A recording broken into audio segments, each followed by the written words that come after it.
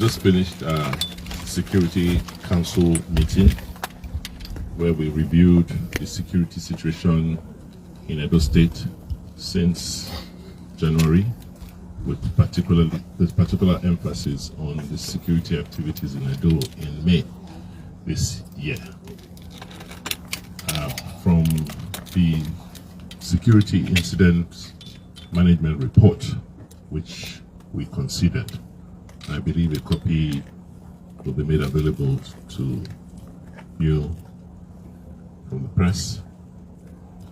We still have a nagging issue in Edo State, which is that of cultism.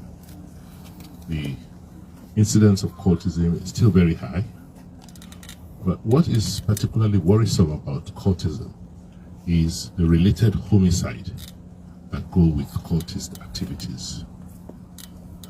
To date, since January, we have lost over 150 people from cult-related homicides, and from cult-related activities and homicide. And this is a situation we can no longer tolerate and accept.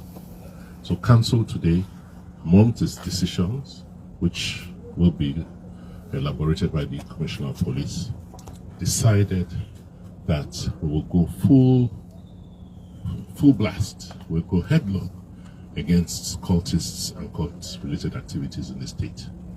We have now passed an anti-cultism law in Edo State, and that law will be implemented to its fullest. We've set up a special task force of the Security Council that will, from tonight, review every cult-related occurrence. So we'll look at all the data we have, incidents, the perpetrators, and those behind these activities.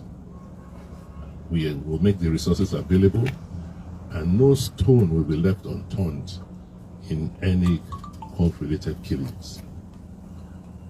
Related to cult activities are activities of those they call okaigheles in Edo South. Council has prohibited forthwith the activities of okaigheles in Edo State. Anybody who claims he's an okaigheles operating in any community will be dealt with strictly according to the law. So the main outcome of our Security Council meeting today is that the state has now declared full war on cultists and okaigheles in Edo State. Thank you, Your Excellency.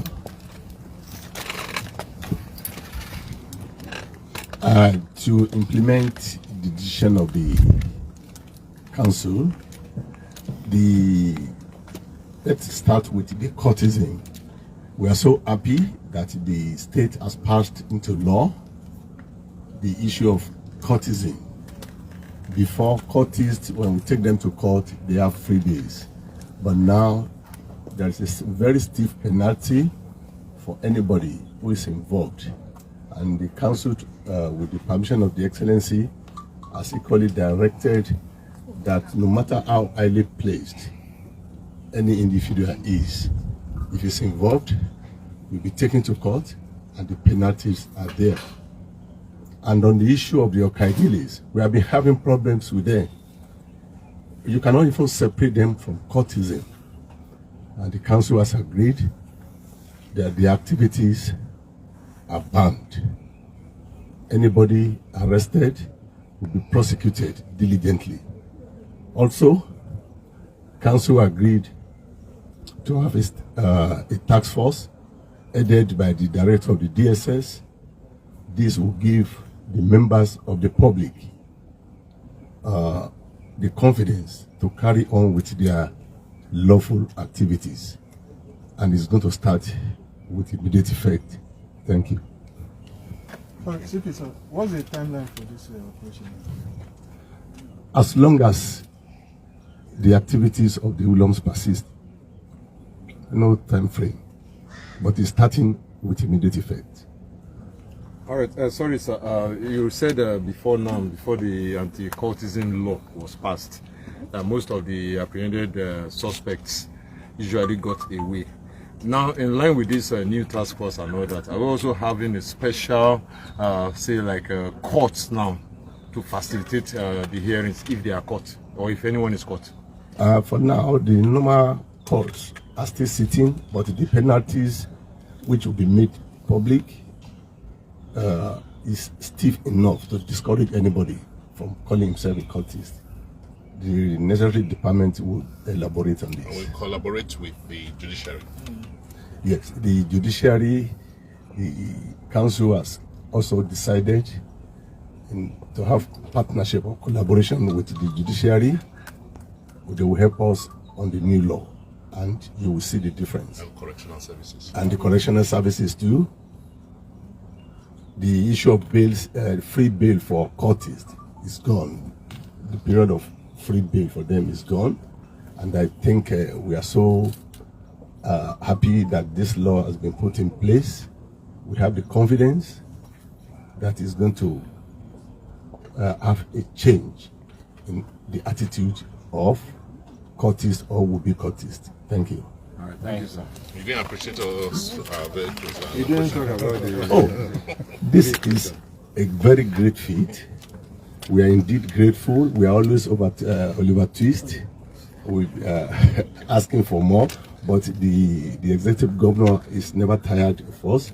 He has provided these vehicles that we can see, and is going to assist us in the joint operation that the council has agreed. We have bikes too, which we will use to move around the nooks and crannies. After the Excellency must have gone, we'll move around to go and see the bikes. I think it's going to be a good thing in curbing insecurity, especially in the nooks and crannies of the state, where vehicles cannot go. These vehicles will serve as, one, giving information to the patrol vehicles, which will be static at strategic locations, while they equally serve as sources of information to the patrol commanders. Thank you very much. How many numbers of vehicles and bikes? We don't count. We keep buying. The numbers until we keep flush all of changing. them, all the criminals away. I'll use all the security go to buy facilities. And on the issue of kidnapping too, most of these vehicles will be useful in areas like Ubiaja, Urumi, Ekuma, Auchi.